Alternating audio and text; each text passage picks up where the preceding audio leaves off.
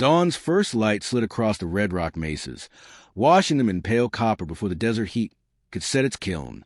In a shallow arroyo, hidden from the cavalry road and the rail surveyor's chatter, lived Keel, a solitary Apache potter. His wickiup stood small against the cliff, smoke threading through a hole in the brush roof. Years had passed since his band scattered, some driven onto the distant reservation. Others surrendered to hunger or rifle. Keel remained, shaping clay at the canyon's throat, firing pots in a trench kiln that glowed like the memory of campfires long gone. That same dawn, a stoop mule topped the ridge trail above him. Its rider, a young black woman wrapped in a faded indigo shawl, guided the beast with cautious hands. 2 rolled quilts and a rough wooden chest rode behind the saddle. Her name was Mercy Turner. Born enslaved in the cotton barrens of Mississippi, carried west after war as help for a failed Kansas rancher, then abandoned when drought cracked the well. She walked west now, selling piece quilts to mining camps in exchange for flour, coffee, and miles of safer road. At midday, her mule stumbled on a stone and snapped a strap. The chest slid, spilling cloth into the dust. Squares of calico, flour sack muslin, and crimson scraps fluttered like lost birds. Mercy knelt, gathering fabric against sudden wind. Far below, Keel heard the mule's bray roll through the canyon mouth. He stood, listening the way potters listen to cooling clay, measuring risk in echoes. Stranger. Mule. No shots. He left his bow half-trimmed, moved uphill among sage clumps silent as a shadow. Mercy pulled at the torn leather, fingers raw from days of rain and sun. The nearest settlement lay 20 miles ahead, behind. Only bad water and the landlord who eyed her quilts as if each stitch were an unpaid debt. While she worked, a figure appeared on the ridge below her, lean, long-braided, eyes unreadable. His steps made no sound until boots scraped shale 10 feet away. She froze, shawl clenched. He raised an open palm, shoulders angled to show neither threat nor retreat. No words, only clay dust on his sleeves and a small water gourd swinging at his belt. He crouched, studied the broken strap, then produced rawhide thong from pouch. Quick twists restored the rig. Mercy watched, heart hammering. When he finished, he set the mule upright, offered the thongs not for her inspection. She whispered thanks, voice rough from road dust. He nodded once, touched his chest, Keel, and waited. She answered, Mercy, the name almost lost in wind. A second nod, softer. He gestured toward the arroyo, palm turned up, water, shelter. Hesitation flicked across her brow, but scorched afternoon pressed hard. She followed, leading mule. Fabric scraps trailed behind like loose thoughts of home. The arroyo opened into a basin where mesquite shaded a trickle of stream. Keel's wickiup crouched near a trench kiln, blackened clay walls still warm from dawn firing. Rows of pots cooled on flat stone. Bowls etched with cloud spirals, jars and sides with running deer. Slip burned to a smoky sienna. Mercy's gaze lingered on one tall vessel, whose rim undulated like quilt waves. Art that held silence, yet called to be touched. Keel offered a tin cup of stream water, cool and faintly sweet with willow. She drank slow, savoring each swallow. He pointed to a patch of shade. She sat, unfolding a quilt across knees. Calico squares formed a wheel of broken chains, a pattern she stitched on nights when dreams burned too loud. He ran a fingertip along one seam, feeling the tug of sturdy thread. 2 crafts speaking across cloth and clay. He fetched a small pot, filled it with corn he'd parched against the kiln wall, and set it beside her. She accepted, tracing the pot spiral before eating. The sun slid west. He'd eased. In the quiet, Mercy unrolled her quilts one by one. Sunburst star, log cabin twist, flying geese crossing indigo sky. Colors danced in fading light. Canyon walls mirrored patchwork with their own ribbons of iron and ash. Keel circled each quilt, studying stitch length, the balance of dark and light. He lifted one corner, examined reverse, nodded appreciation. Mercy saw his eyes soften, lines of exile easing as the threads untangled something tight inside him. She folded the quilt with gentle pride, set it back. Dust drew lavender across the basin. Keel stacked cedar and mesquite in a pit, coaxed flame. Mercy brewed coffee, gift from the last mining camp, sharing black tin cup. They passed it between them, lips touching rim where the other drank. Unspoken treaty signed in heat and bitterness. Night arrived, starloud. Coyotes sang upstream. The mule answered with a snort. Mercy lay on her quilt circle, shawl for pillow. Keel took sentry beside cooling kiln, eyes sweeping ridge for riders. Ash settled, embers pulsed. In that hushed Mercy whisper fragment of spiritual, voice cracked from travel, yet carrying ember warmth. Wayfaring stranger, Keel closed eyes, letting melody fold over clay smell and mesquite smoke. The song drifted up canyon walls, joined stars, faded. Before sleep claimed her Mercy spoke once more, unsure he understood. Need only one night. Keel's answer was to place a fresh jar of water by her quilt edge. Tomorrow chose itself. Then he sat, trimming a drying pot even under starlight, hands moving by memory. Each turning stroke whispered possibility. Clay and cloth spiral and stitch, lives crossing like patterns waiting to be joined. Somewhere beyond, Mesa soldiers still patrolled, ranchers still fenced rivers, smugglers still trafficked flesh. But under this thin roof of constellations, two artisans, one of earth, one of thread, rested in a peace fragile yet real. Dawn would test it. Dust clouds might rise with rifles inside, but tonight the kiln stones held their warmth, the quilts their stories, and the stream its quiet promise. Sun spilled into the basin, as if someone tipped a bucket of milk over the rim of the sky. Mercy woke first, quilt edges damp with dew, the scent of baked clay still floating from yesterday's kiln. Keel emerged from shadow, hair damp where he had washed in the stream, a cedar branch of fresh willow leaves in hand. He laid them near her fire ring. Willow for tea, gesture for welcome, then walked downhill to check snares set beyond the mesquite fringe.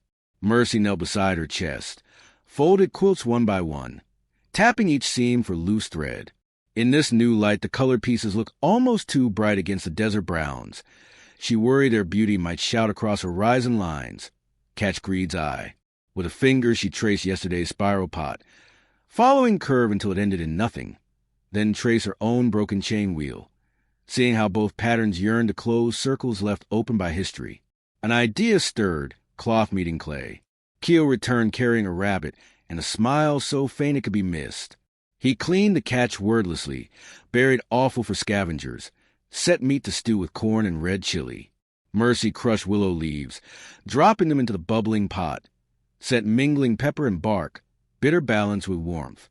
Noon found them eating from a shared bowl, seated on opposite stones, yet every movement tethered by understanding neither had spoken aloud.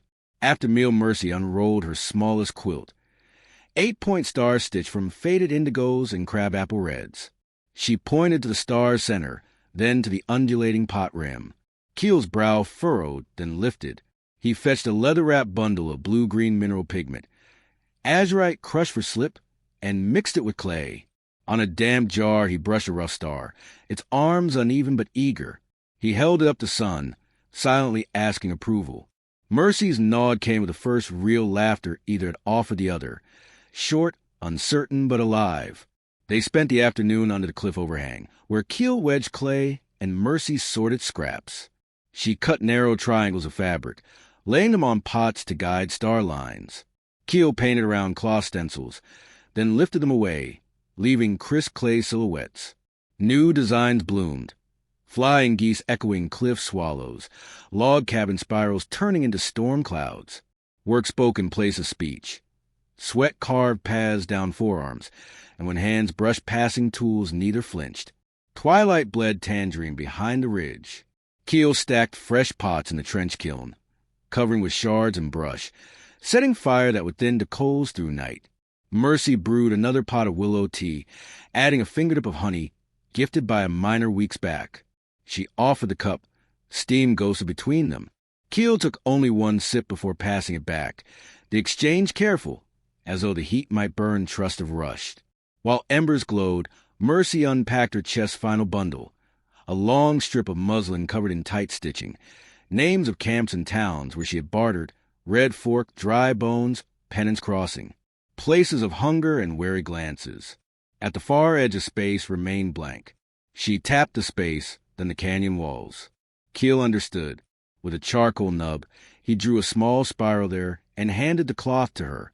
Mercy threaded needle with bone-white cotton. Stitch that spiral into permanence. The arroyo now had space in her journey. She had space in its clay. Wind shifted. Coyote's voice approval.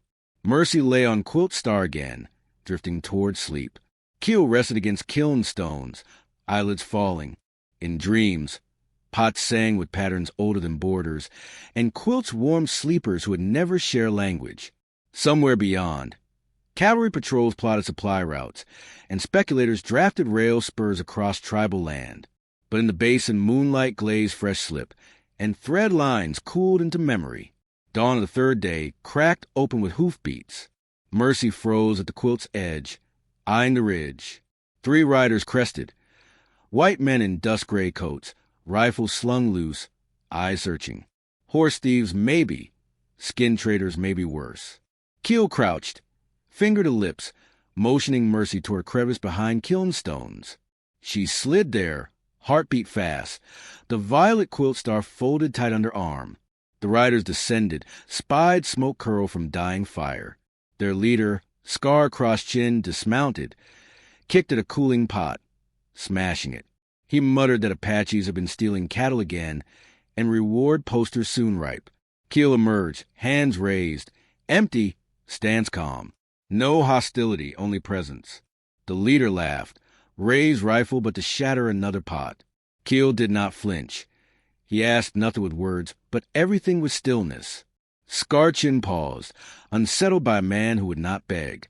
Hidden, Mercy felt calm topple inside her. Quilts could not stop rifles. Yet cloth had power. She unfolded the star, rose from hiding. Wind caught the quilt, flaring blues and reds. Sun struck colors such that even the men's eyes widened.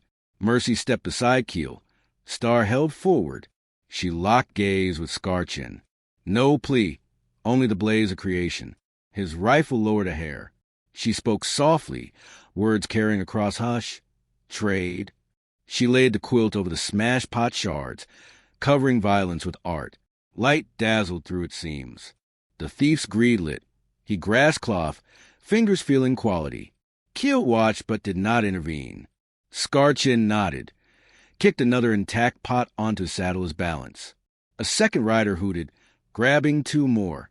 Then they spurred downhill, dust curling, fabric flashing behind like captured flag. Quiet return broken. Keel knelt, tipping shattered clay from ground, saving a few decorated shards. Mercy's hands shook as she gathered stray scraps left by wind. Loss weighed heavy, hours of brush and thread stolen in breaths. Keel set shards on palm, offered them to her. She took one, spiral fragments still clear. Together they began collecting pieces, stacking broken art into a new pile, raw material for what tomorrow might require. Night came early, sorrow thick, but not absolute. By firelight, Mercy stitched a bandage of calico around split pot, patching ceramic the way a quilt patches grief. Keel mixed slip, smoothing over cloth edges, binding fiber to earth. In the joining, they found a third craftsmanship. Survival. Before sleep, Mercy pressed cloth spiral into muslin journey strip beside yesterday's mark, then stitched above it one word learned from Keel's quiet lips. Ta-da! Apache for enough. Not surrender, but sufficiency. They would lose and make again, break and bind anew, until art outlasted greed. In wind's hushed Keel whispered English at last, tasting foreign syllables. Mercy, he said. She looked up, seeing circle close. Clay, cloth, voice. 3 languages now bound to defend a canyon too wide for rifles to own. Stars brightened, and in their glow the kiln breathed toward dawn, where broken pots would melt, be wedged anew, brushed once more with stolen colors, stitched again with stubborn thread. Patterns ready to travel beyond mace and mine, to places where rifles might lower at the shock of beauty, if only for a heartbeat long enough to change a choice. Dawn split open on a seam of rose quartz, painting the canyon rims with a promise Mercy no longer trusted. Yet she rose, hands already seeking cloth, while Keel sifted last night's ash, feeling for the heart glow that meant the kiln still breathed. They worked in parallel, silent as twin shadows, each pocketing the sharp weight of loss without letting it dull the edge of intention. By mid-morning, new clay slabs lay across a plank, damp and eager. Mercy knelt beside them, pressing fabric scraps onto their soft skin, indigo triangles, coal-black squares, one strip of crimson salvaged from the torn star. Keel used a sharpened mesquite twig to trace the long cloth edges, scoring the design into wet earth. When he peeled the fabric away, the imprint remained, missing quilt reborn in pot flesh. They repeated the ritual, cloth, pressure, lift, until 6 bowls bore patterns of flying geese and chain links. Keel brush slipped tinted with crushed azurite over grooves. Mercy sprinkled fine river sand, giving the blue a night sky grit. Before the pieces stiffened, they set them in shade, letting canyon wind do the slow work of drawing out weakness. At noon, they shared cold rabbit and the last of the willow honey tea. Mercy unfolded the muslin travel strip, stitching the shard stolen yesterday into a new motif, a broken pot whose cracks glinted with bright thread. Keel watched threads slide, absorbing the lesson that scars can become outlines of stronger shapes. When the sun tipped west, they set pots in the trench kiln again, layering juniper branches and shards as before. But Keel added something new. Thin iron filings gathered from abandoned rail spikes along the ridge. Sprinkled across slip, the filings would flux, blooming metallic veils over azurite. Fire might devour or bless. Only dawn would tell. Night walked in carrying wind that smelled of distant rain. Mercy laid a fresh quilt under the cliff, simple 9-patch humble colors, then sat with back against stone, him on lips. Keel traced his forefinger through sand, sketching spirals that linked but never closed. They listened cicadas slip into cool hush, each cadence sinking to pulse. Hours later, coyotes yipped warning. Torch glow flickered on the high trail. Different riders for silhouettes. Not twin spurs. These moved slower, uncertain. Mercy and Keel doused the ember pot, pulled quilts over pots cooling near mouth of kiln. Hooves clattered, stopped. A voice, rough but weary, called down, trading? A pause heavy with gunpowder and hope. Keel stepped forward into half-light, empty palms raised. Mercy followed, quilt draped over arm. The simplest, yet stitched true. Riders edged closer. Moonlight showed them. 2 Mexican vaqueros from the salt flats, a Ute youth, a white woman with braided gray hair, driven together by storm or chance. The woman dismounted first, eyes sharpening on the quilt. She asked the price, voice cracked like old cedar. Mercy unfolded the cloth. The woman touched stitches, breath hitching. She offered a pouch of coffee beans and a tin of lard. Mercy nodded but pointed to the kiln's quiet mound, pots still cooling. Barter delayed until sunrise. They built a shared fire. Vaqueros roasted jerk beef strips. The Ute youth fixed a snare, catching night rabbit that joined the stew. Conversation stayed low. Fragment of Spanish, Ute, broken English weaving stories of drought, lost wages, rail spur rumors.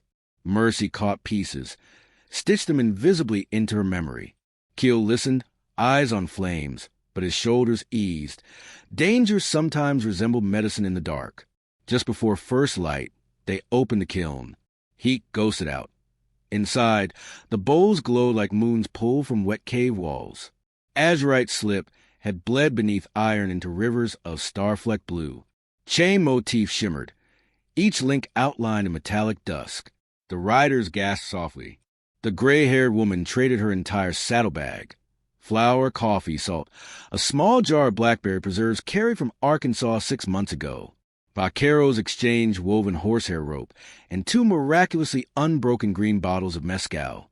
The Ute youth, with nothing but a carved bone whistle, offered it shyly for the smallest bowl. Mercy cupped it. Music meant more than lard or salt. She pressed it back to him. Free. He smiled, placing a piece of turquoise in her palm instead. As sun cleared, the mace of the riders left, leading new stories away. Of clay that wore quilt dreams, of a singer and a potter forging peace in broken things. Mercy tucked turquoise beside charcoal sketch of a flying goose. Keel ground roasted coffee that smelled like trading fire and possibility. With supplies replenished, they prepared a journey beyond the canyon. Mercy envisioned a fair in Dead Man's Gulch 2 weeks' ride. Miners flush with silver, army payroll rumored late. Pottery quilt art might fetch coin enough to purchase tin roofing. A Dugwell auger, maybe a mule for each. Keel nodded. He would travel if the kiln cooled properly, and if night signs read good. They loaded quilts and pots into Mercy's chest, lashed it with the vaquero's horsehair rope. The mule rested, accepted the burden. On the fifth dawn they set out, canyon walls casting long blue fingers across their route. Mercy rode the mule, chest balanced behind. Keel walked, leading, bow slung and quiver rattling spare arrows. They moved through red sand, over slick rock etched by centuries of flash flood. At night they camped under pinyon, sharing mezcal sips that burned grief clean. On the seventh day they reached the charred remains of a stage relay. Burned wagons, warped iron safe. Fresh footprints. Cavalry boots and something else, narrow, broken-heeled, like yesterday's thieves but heavier. Mercy's gut clenched. Keel knelt, reading ground. The patrol moved east, likely toward Dead Man's Gulch. Danger ahead, yet trade awaited there too. They skirted high ridges, arriving at Gulch edge by dusk. The town clung to valley floor, lantern blotched against red dusk, scent of coal smoke and stale beer drifting upward. They had chess and sage, scouted streets, gamblers, starved dogs, uniformed men flashing tin. Posters nailed to a post, Apache raids reward, stolen goods, household quilts describing patterns Mercy recognized. Scarchin's gang blaming theft on tribes to sell rumor of bounty. Keel's lip tightened. Mercy's eyes hardened. They decided. Trade waited. Justice, too. That night, under half moon, they unpacked chests behind abandoned assay office. Mercy unfurled the new indigo bowls, arranging them on blanket. Keel kept watch until footsteps approached, miners off shift, coin jingling. They saw pottery glint, quilt backdrop shimmering. Buyers crouched, hands trembling over artistry. Mercy named prices double her old courage. Coins piled. News spread. By midnight, chests stood empty, replaced with silver dollars and goods. Pickheads, canned peaches. A bolt of copper cloth. More urgent. Whispers that Scarchin's gang would ride through at dawn, selling a fresh Indian raid haul. Mercy and Keel conferred behind a say door. Choice sharpened. Flee rich or set trap. Quilt fragments stitched in Mercy's mind.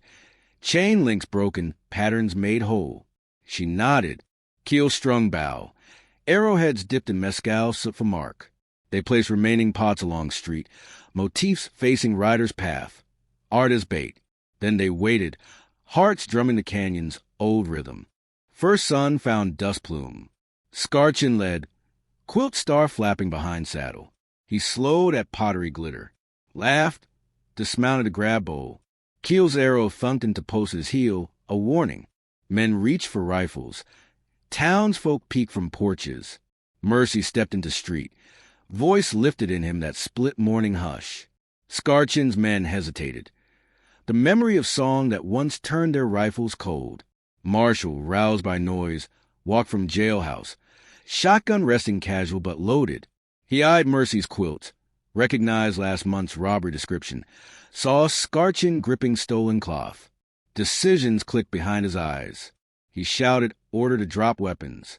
Bowstrings rifles him, triangulation of choice. Scarchin cursed, swung rifle. Arrow flashed, grazed his arm. He fired blind, bullet burying in dirt. Marshall's buckshot split air, peppering wheel rim inches from bandits. One by one the men surrendered, rifles clattering. Quilt slipped from saddle to dust. Mercy stepped forward, picked it up. Stains and boot prints marred indigo, but stitches held. She folded it once, twice, placed it at Marshall's feet. Evidence. Town silent except for horse snorts and wind, rattling broken sign chains. Marshall cuffed the gang, nodding thanks but saying nothing else. Duty heavy. With danger bound, Mercy and Keel loaded mule again, chest heavy with justice, then coins. Townsfolk watched them depart, whispers mixing quilt, pot, song, arrow into one legend. They climbed ridge west, sunrise warming backs. Below, Dead Man's Gulch resumed its churn, but a new story nested in its bones. Art that trapped bloodshed before it spilled. On crest, Mercy spread battered quilt over sage, sun-bleaching stains of memory. Keel placed cracked spiral bowl beside it, scars still visible. Both flawed, both victorious. They rode on, canyon wind tugging at open seams, ready to weave last chapters where clay, cloth, and voice would fuse into something wide enough to shelter more than two wanderers, perhaps a family of many, pattern without end. Cloud shadows skimmed across the red tablelands as Mercy and Keel rode westward, the mules' hooves clopping a calm, measured cadence that no longer sounded like escape. Behind them, Dead Man's Gulch shrank into haze, gossip already budding around quilted bowls and a hymn that humbled rifles. Ahead lay the Verde Fork crossings, fields where Mexican and Yavapai farmers coaxed green from bone-dry soil. The pair hoped to trade the last indigo pods for barley seed, roofing tin, and a young goat to fatten by winter. Near sunset, a dust devil shuddered into view, unraveling to reveal a wagon tilted at odd angle, while sunk in wash sand. Two brothers, Diego and Tomas Valencia, strained at the spoke while their aunt, Dona Isabel, clucked her tongue in an obstinate burrow. The Valencias carried sacks of chili pods for Eastern cafes. Busted wheel meant lost coin. Keel slid from bramble, wedge stones, levered the axle free, and spliced a mesquite limb across broken rim with rawhide. Mercy soothed the burro with low lines of wayfaring stranger, pitching her voice to the animal's nervous breaths. Within an hour, the wagon rolled again.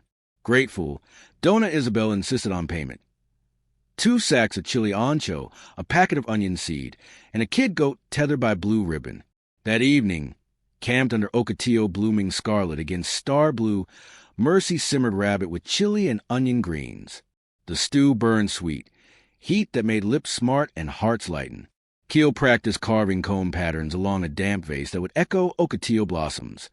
Mercy stitched a small pouch of quilt scraps to cradle the turquoise chip from a Ute youth. In lamplight, they looked less like refugees and more like artisans on Grand Circuit. 2 days on, they reached the Verde Fork, its winding water flanked by unexpected generosity. Patchwork farms, adobe chapels, and a schoolhouse raised by freedmen and Apaches who ignored the government's tidy boxes. Here Mercy and Keel unloaded bowls and quilts beneath a ramada of cottonwood poles. Folks circled slow, fingers hovering as if art might vanish when touched. A formerly enslaved preacher named Calvin Brooks traded roofing tin and fresh nails for a Che motif jar. His wife pressed a hymnal into Mercy's hands, pages worn but legible. A Yavapai weaver swapped 3 skeins of goat wool for a quilt square to study the stitching. Sunset found their packs lighter of clay and heavier with tools of planting, cedar shingles, and a spool of wire bright as creek sparkles. That night, lodged in an abandoned line shack, Mercy opened the hymnal. She traced notes, humming soft. Keel, lying on his bedroll, tapped rhythms on tin roofing sheets, letting the metal ring. Music and resonance tangled, new song sketching itself in the low rafters. Between verses, Mercy spoke of a bigger shelter. Walls of adobe to hold kiln heat, a loom corner for future quilts. Keel answered by unfurling a charcoal floor plan. Central hearth, 2 windows, niches for jars, outline for a bunk long enough for 2 and child, or more. Dreams took shape like wet clay guided by sure thumbs. Morning broke with hawk cries. As they packed, a rider thundered in, Marshal Garvey, iron badge glinting. Word of the Dead Man's Gulch arrest had ridden faster than they, yet his news carried no threat. Scarchin's gang sentence, bounty revoked, and the governor's office curious about that peacekeeping pottery. Garvey delivered a letter, an invitation to the territorial fair in Santa Fe, display, demonstration, prize purse. Mercy's jaw set firm. Fame sang a dangerous tune. Keel read the note, eyes narrowing as if measuring weight of fame against weight of harvest. He folded the paper, slipped it into Mercy's pouch without promise. They angled north, ascending into Pinyon country. Afternoon storms sent silver curtains across ridges, lightning threading raw sky. Under one, deafening crack the mule balked, chest skittered, and the last 2 indigo bowls shattered within. Mercy knelt among shards, blue flecked with iron stars, tears threatening. Keel crouched and swept pieces into his blanket. Broken makes pattern, he said in measured English, words tasting new. Mercy exhaled, remembering patched quilt blocks, and nodded. They packed the shards. Beauty unfinished was still beauty. By the 12th day canyon walls they knew awaited ahead. Mid-afternoon, they crested the final rim and stopped. Smoke snakes rose from the arroyo. Mercy's heart slammed. They urged Bramble into a gallop. Chest creaking, goat bleating protest. The wiki up lay charred. Kiln bricks scattered. Pots smashed. Quilts ripped. Evidence of rage with no intent but ruin. Boot prints. The shape of cavalry, narrow heels, nailed treads. Likely a scouting party eager for trophies. Keel knelt amid ashes, sifting. Mercy's hands shook, yet she gathered every fabric scrap, every pot fragment, stacking loss into small, deliberate piles. Tears finally fell, carving tracks through soot. When sunset bled across shattered clay, Keel placed his palm around hers. In silence, they built a new fire, not for warmth, but for vow. Shards of ruined bowls glowed red, then slumped. Keel added clean river sand. Mercy stirred with mesquite stick. Chanting low, they poured molten mix into a shallow pit lined with quilt-torn strips, glass welding with thread. Creation inside destruction, star flecks intact. Dawn revealed a fused tablet. Swirls of indigo glass shot with cloth fiber, spiral patterns ghosted yet stubborn. Keel lifted it. Light poured through, painting blue galaxies on blackened earth. Mercy whispered, "Window." He understood. New house would include this shard glass, proof that ruin feeds beauty. They salvaged kiln bricks, stacking for relaying.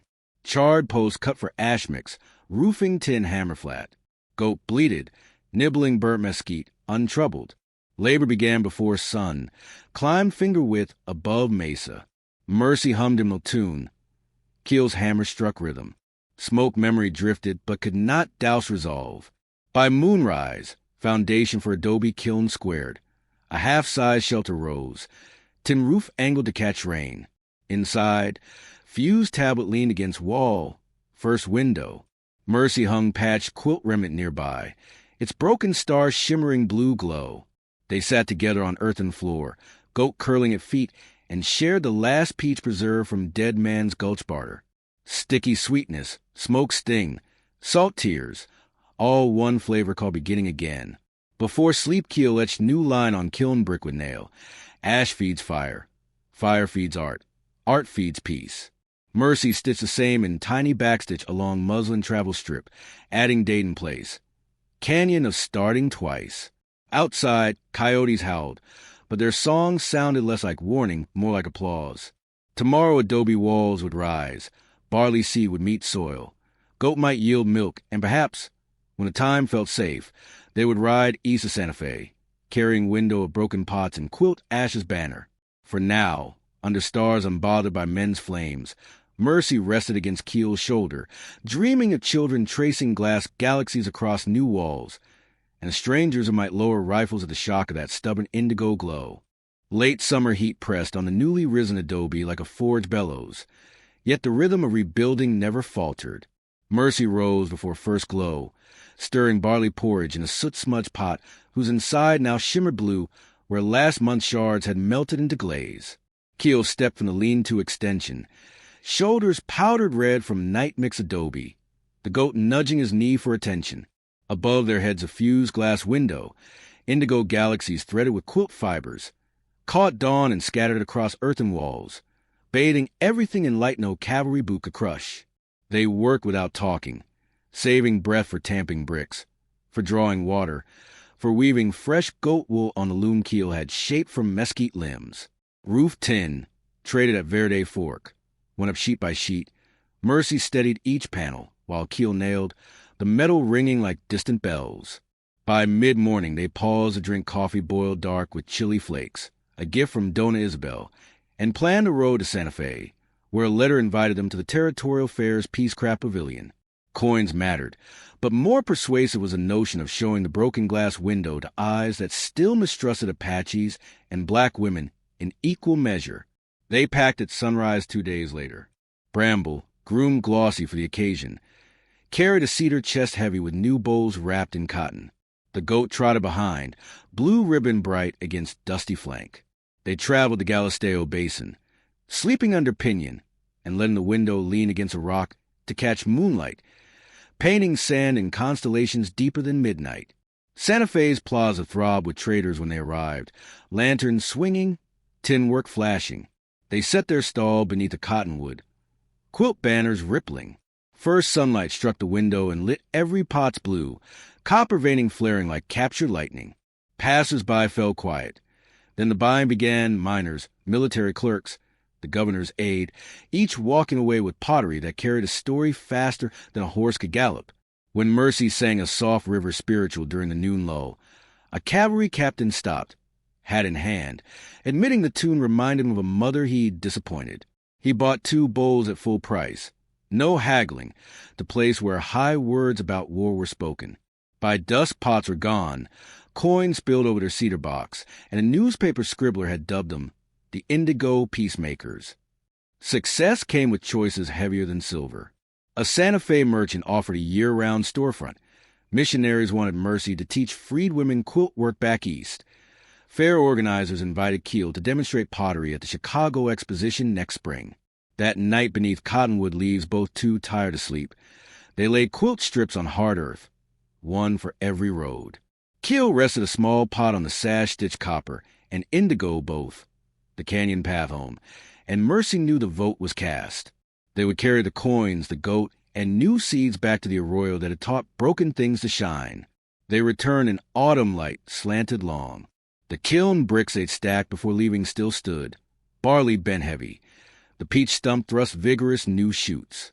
They installed a window above the kiln mouth. Sunrise poured through it, glazing the workshop blue. Mercy warped her loom beneath that glow, weaving blankets whose patterns echoed chain-break stars. Neighbors came, Ute shepherds, telegraph riders, even the preacher's wife from Verde Fork, trading milk, letters, and stories for bowls and quilts. When winter's first storm rattled eaves, the rebuilt roof held, and the room glowed copper from juniper flames. Mercy sang. Keel tapped rhythm on a jar rim. The goats slept curled at their feet. Snow laced the desert white.